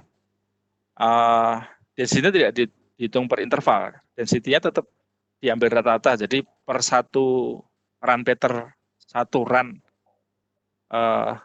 drilling, kita pakai SG yang tertentu, kemudian kita kalikan dengan besaran diameter drillingnya atau tube-nya. Jadi kita bisa mendapat hypothetical volume mass dari satu meter tersebut. Kemudian kita comparekan dengan hasil sampel yang kita dapat dengan kita timbang manual. Itu untuk yang Mas Balance-nya. Baik Pak, terima kasih atas jawabannya. Untuk Pak Visco, apakah sudah jelas atau ada yang ingin ditanggapi mengenai jawaban tadi? Ya, siap Pak Yuda. Terima kasih banyak untuk jawabannya. Sudah cukup. Baik, Mas Visco. Baik Pak. Kemudian kita berlanjut ke pertanyaan berikutnya Pak. Ini dari Pak Alfi. Mohon izin bertanya. Yang pertama, ini ada 3 pertanyaan dari Mas Alfi sekaligus. Jadi untuk pertanyaan pertama, jadi tipe drilling RC itu memperhatikan tipe deposit, baik blast hole ataupun untuk dapat the best skenario-nya hal apa saja yang diperhatikan. Kemudian untuk pertanyaan keduanya, interval drilling itu idealnya bagaimana ya? Composite based bench atau H meter lalu composite di software atau bagaimana? Kemudian untuk pertanyaan ketiganya, untuk pemilihan incline atau vertical drill melihat full thickness or canvas, jadi tidak membuat bias di variogramnya. Mungkin Pak Yuda bisa ditanggapi. Ya, kalau untuk pemilihan RC itu kembali ke tadi ya, bahwa RC itu sebenarnya lebih jauh murah daripada diamond drill.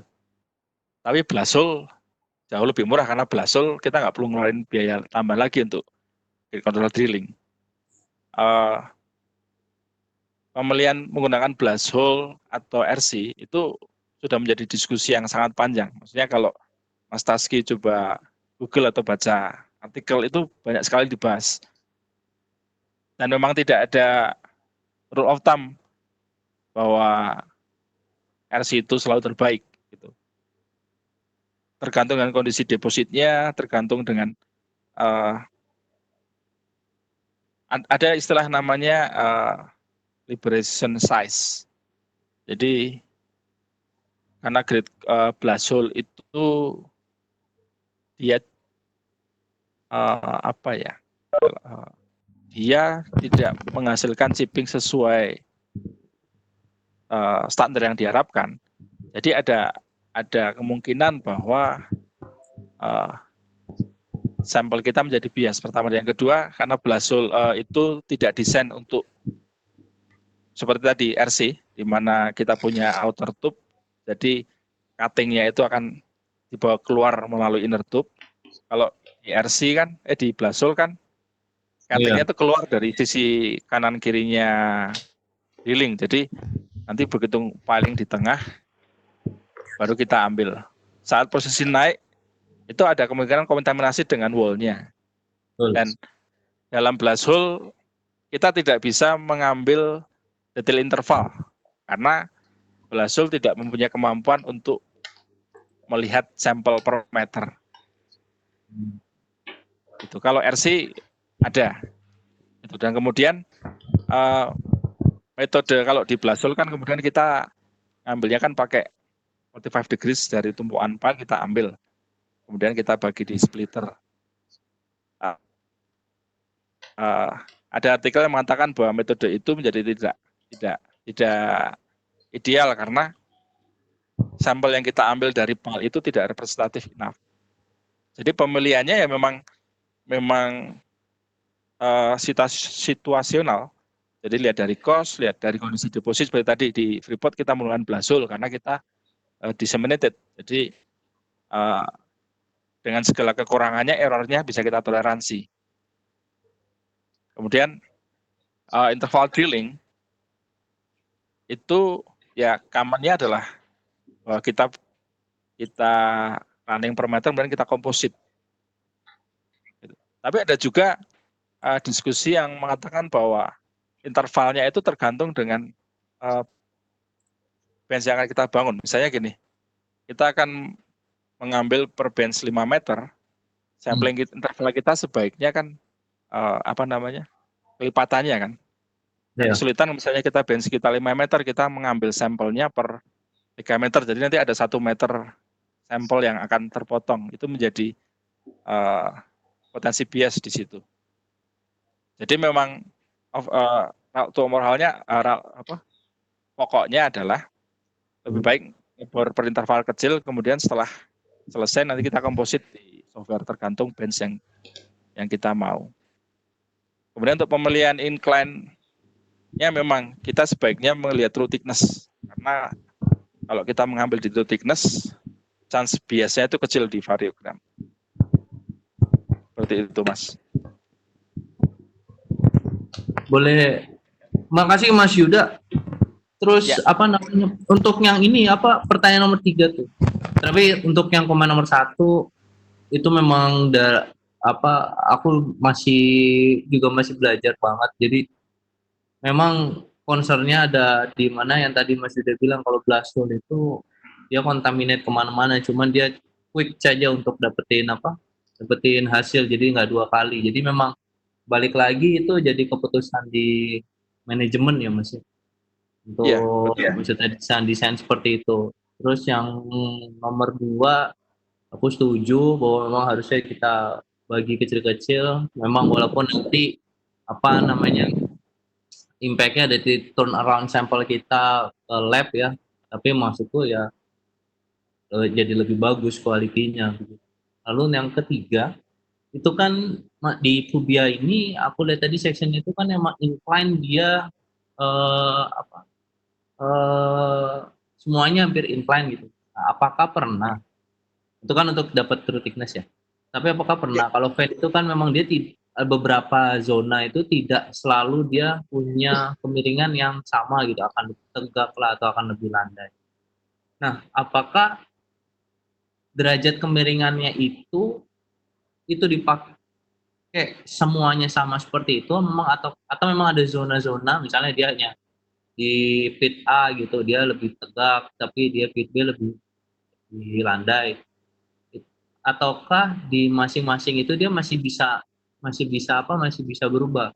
Karena kalau kita melihat kalau mengurangi bias di variogram itu kan bagusnya ya orang resource geologis itu maunya semuanya sama begitu kan, walaupun kita tahu kondisi geologi itu kan dia nggak akan sama semua. Mungkin itu pertanyaan ini Mas. Penasaran saya sebetulnya. Iya. Di 2011 saat saya mulai bergabung itu variogramnya itu disamakan di semua. Jadi kalau kita kembali ke slide section itu. Kalau kita kembali ke Aku ingat. section ini, Ya. kita lihat bahwa area tambang kami di Bube itu terbagi menjadi beberapa whole block.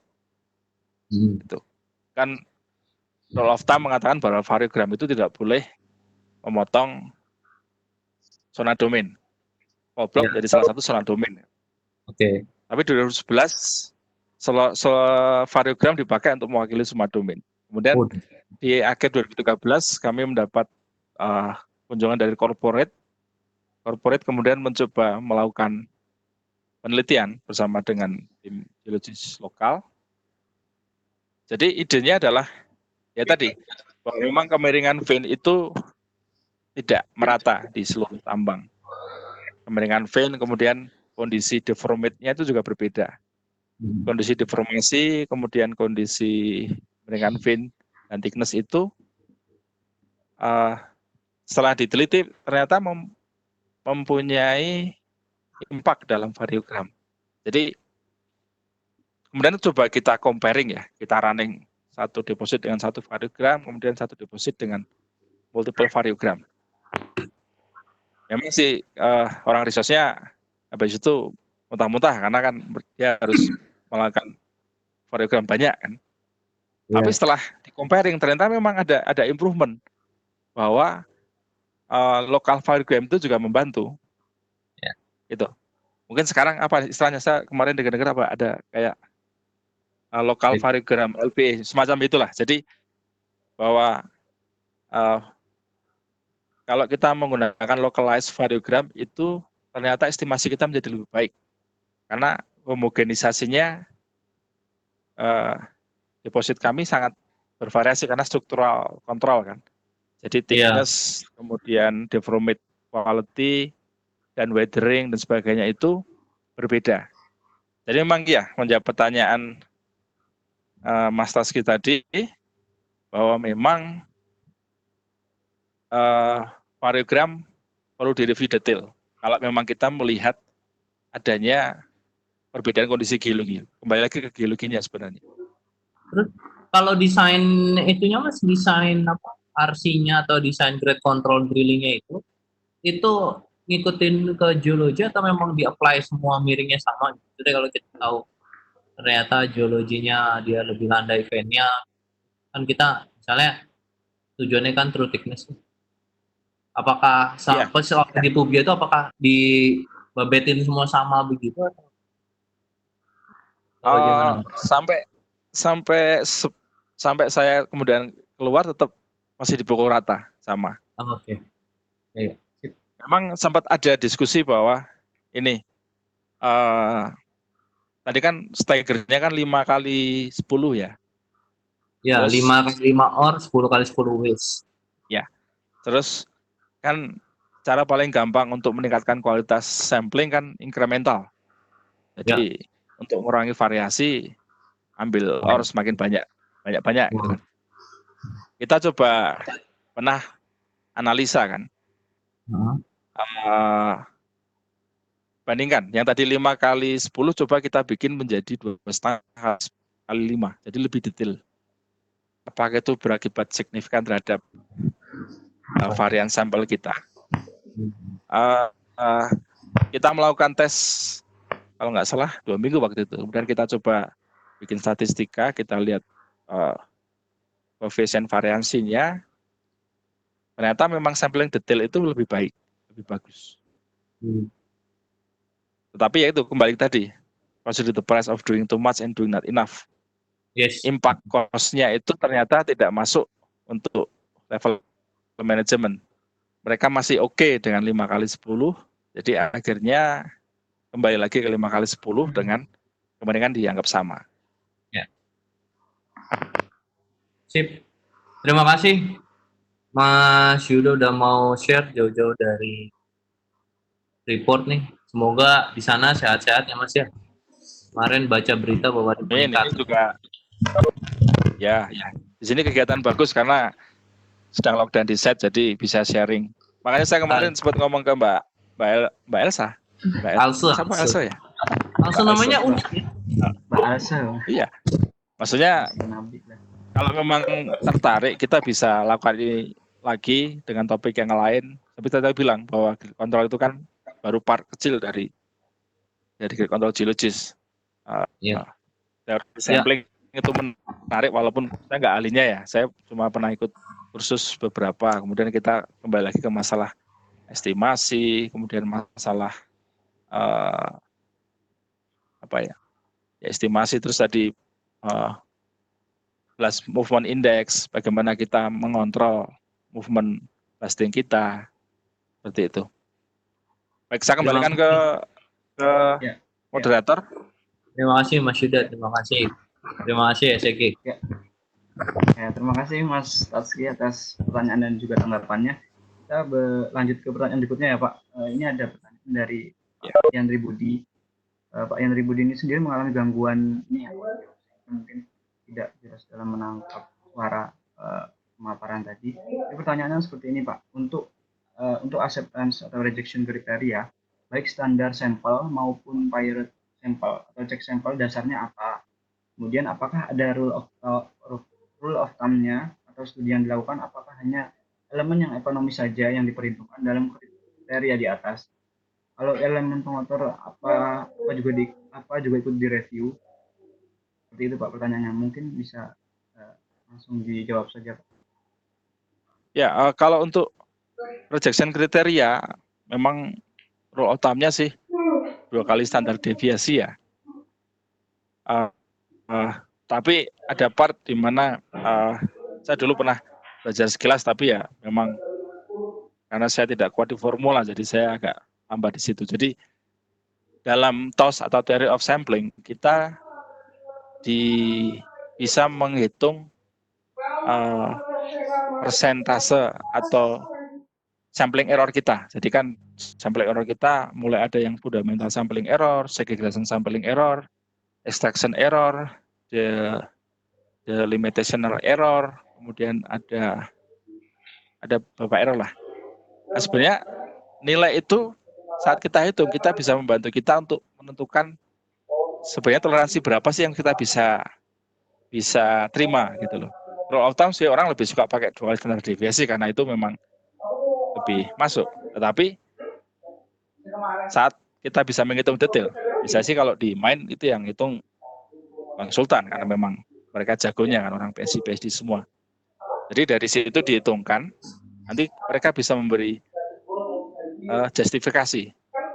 Mungkin tambang saya atau tambang Anda mungkin bisa jadi 3 kali standar deviasi is enough, atau mungkin 2 itu sudah sangat mengkhawatirkan. Jadi kembali lagi ke kondisi detail tiap tambangnya. Tuh. Kalau biasanya yang dipertimbangkan yaitu hanya elemen ekonomis, kualitas copper and gold yang kita tambang, gold and silver di sini kasusnya. Kalau elemen pengotor belum pernah di Pubia, kita tidak melakukan itu. Kita hanya melakukan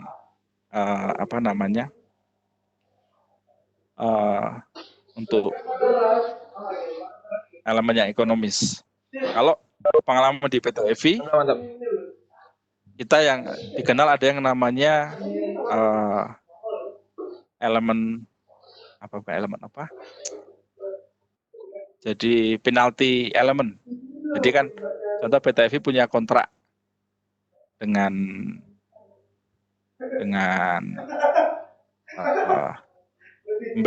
pembeli mempunyai set kualifikasi ore yang harus dikirim seperti ini, termasuk elemen pengotornya berapa persen yang boleh masuk. Seandainya itu diberlakukan, memang harusnya ada review untuk melihat acceptance rejection sample dari elemen pengotor menurut saya. Itu. Mudah-mudahan Mas Yandri Budi bisa dengar ini. Ya, baik. Mungkin karena sedikit keterbatasan waktu, Pak. Jadi ini kita masih ada 4 pertanyaan lagi. mungkin bisa Oke. ditanggapi secara singkat ya. Pertanyaan selanjutnya itu dari Pak Seno Ajikwara. Pertanyaannya berkaitan dengan QC di Pubia. Bagaimana wireframing di Pubia kaitannya Ayo dengan Ken, cepet Ken. mempunyai 60 derajat heat ore dan 1 meter interval sampel based on grid atau geological domain, soft atau hard boundary yang diterapkan.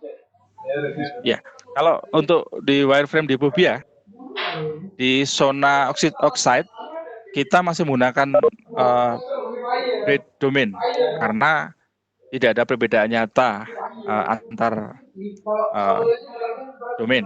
Jadi kita menggunakan soft. Tapi begitu kita bergerak ke arah transitional dan primary, kita melihat bahwa ternyata gridnya begitu melewati batas boundary ada perbedaan menggunakan konsep kontak profile kan. Jadi mulai di transisi ke hard boundary kita menggunakan transisi ke primary kita menggunakan hard boundary, bukan soft lagi. Kemudian untuk Pak Josada Costa, jika melakukan sampling pada seedling pada material dengan moisture tinggi, sticky clay, SOP-nya bagaimana? Ya tadi, SOP-nya adalah kita harus menyiapkan paket untuk menyimpan material tersebut, kemudian sebelum kita timbang, sampel prep harus dikeringkan dulu. Dengan adanya sticky clay ini, proses pembersihan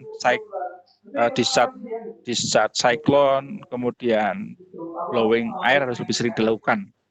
Gitu. Bahkan terkadang perlu manual karena sticky clay kan belum tentu bisa dilepas. Jadi intinya kita harus lebih sering membersihkan dan moisture content harus kita keringkan sebelum kita lakukan langkah selanjutnya. Untuk QC dari Pak Ilham Ilma, jika mengirim satu batch sampel baik Scott maupun masukkan sampel. Sebenarnya menggunakan blank sampel sih enough ya, tergantung kebutuhannya ya. Standar di grid control memang blank itu hanya memberikan informasi kepada kita ada nggak kontaminasi dari high grade ke low grade atau waste, itu hanya blank saja. Tapi apakah informasi ada tidaknya nugget effect, kemudian seberapa presisi dan akurasinya dari lab tidak bisa didapat dari blank.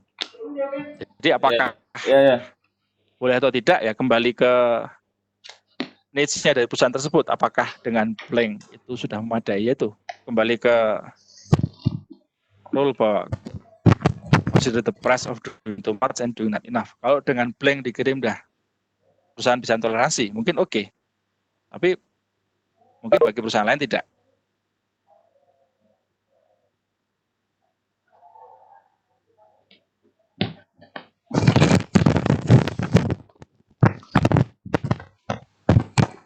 Baik Pak, ini ada lagi Pak satu pertanyaan Pak dari Pak M Sakur. Ini melalui private chat saya. Ini tanya untuk ore body before dan after blasting biasanya gesernya berapa meter, dan supaya ore block yang dirilis akurat sesuai body after blasting bagaimana ya Pak? Itu Pak, mungkin bisa ditanggapi Pak.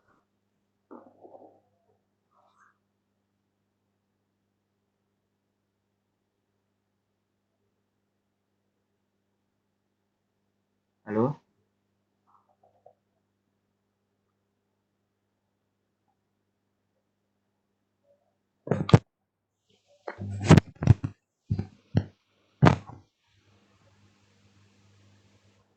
Halo Pak Yuda, apakah bisa mendengar suara saya?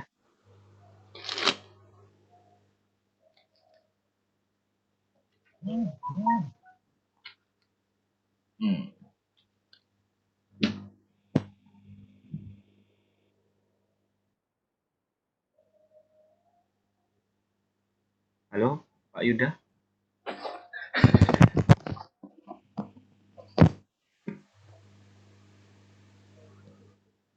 Aduh, aduh, aduh, aduh. Mungkin sambil menunggu Pak Yuda uh, mendengar bisa bergabung lagi. Saya ingatkan kepada semua peserta, saya berikan informasi kalau untuk link materi ini nanti akan dibagikan melalui email yang sudah di-input pada link pendaftaran tersebut. Jadi nanti untuk materi bisa diunduh lewat Pak Yuda. Sudah bisa mendengar suara saya, Pak? Sudah. Tadi saya putus koneksi kayaknya. Oh iya. Iya. Ya, maaf. Ya. Ini ada satu pertanyaan lagi, Pak, dari Pak M. Sakur. Ini melalui private chat. Pertanyaannya begini, Pak. Untuk Oke. our body before dan after blasting, biasanya gesernya berapa meter ya, Pak? Dan supaya our block yang dirilis akurat sesuai body after blasting, bagaimana ya, Pak? Itu, Pak. Itu bisa dijawab secara singkat, Pak. Jadi kalau di Banose kita mencoba memantau pergeseran dengan menggunakan pipa pralon. Jadi pipa pralon kita tanam di beberapa titik, terutama di kontak dengan blast-hole. Kemudian setelah kita pick up posisi sebelum blasting, kemudian kita pick up lagi setelah blasting. Pipa pralon merupakan cara paling mudah dan paling murah, tapi dengan kualitas yang jelek untuk membuat estimasi pergerakan perubahan ore-nya. Kayaknya punya beberapa kasus di mana di satu sisi kita punya pergeseran hampir 5 meter, sisi lain hanya 50 cm. Tapi beberapa kasus juga sampel pipa pralon kita sudah terbalik dan pecah, sehingga kita tidak bisa pick up, jadi itu miss. Di akhir 2012 kita coba menggunakan teknologi menggunakan bola-bola yang kita tanam pada kedalaman tertentu, karena kan blasting itu kan punya polanya kan, bahwa batch paling bawah itu nggak bergerak, batch paling tengah itu bergerak paling panjang, atas harusnya nggak bergerak. Dengan bola tersebut, kita setelah blasting, bola itu akan mengeluarkan sinyal, dan kita coba pick up dengan kayak sinyal detektor, jadi kita bisa tahu posisinya, kemudian kita pick up pakai survei. Pengalaman di Burbiak, memang blasternya belum punya case di mana mereka harus mempunyai semacam standar bahwa untuk area di sini charging factor itu berapa. Jadi itu hal yang menarik. Maksudnya saya bisa bicara panjang di sini, tapi kayaknya dari moderator sudah memberikan masalah waktu. Mungkin dari Pak tadi kalau misalnya mau kontak pribadi bisa, nanti kita sharing, atau mungkin nanti bisa jadi topik lanjut di SEG ini. Paling dari saya itu, Mas. Ya, baik Pak. Terima kasih banyak atas jawabannya.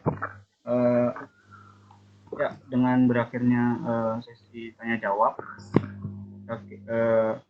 sebelumnya saya mengucapkan banyak terima kasih kepada Pak Yuda selaku materi pada sore hari ini yang telah menyempatkan waktunya untuk mau berdiskusi di sini bersama teman-teman dan juga para praktisi maupun akademisi sekalian. Kemudian juga saya mengucapkan terima kasih kepada para peserta yang berdiskusi dari awal sampai akhir ini. Sebelum saya tutup sesi diskusi ini, saya minta tolong kepada semua peserta diskusi untuk bisa mengaktifkan atau meng-unmute videonya supaya ini nanti bisa menjadi dokumentasi bagi SEG UGM sendiri. Mungkin para hadirin sekalian bisa mengaktifkan videonya sekarang dan nanti bisa diambil gambar. Gitu. Ya. Ada beberapa yang mengaktifkan video.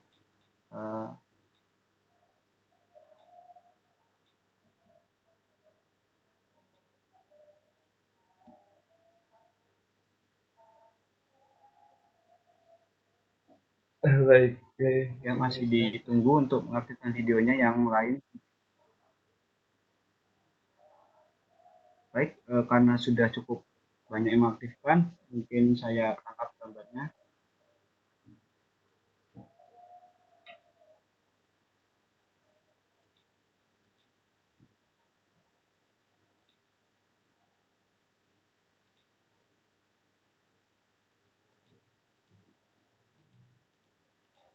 Ya, terima kasih banyak untuk para partisipan dan juga Pak Yuda selaku materi pada sore hari ini. Seperti sebelumnya saya tidak bosan untuk mengingatkan bahwa nanti link mengenai materi sore hari ini akan dikirim melalui email yang sudah diinput ke link pendaftaran. Kemudian juga saya selaku moderator pada sore hari ini mengucapkan mohon maaf apabila terdapat salah-salah kata maupun kesalahan teknis pada diskusi ini. Stay safe, stay healthy, dan juga nantikan course online dari SEG UGM selanjutnya yang akan datang. Terima kasih. Selamat sore, selamat berbuka puasa bagi yang menjalankan ibadah puasa. Assalamualaikum warahmatullahi wabarakatuh.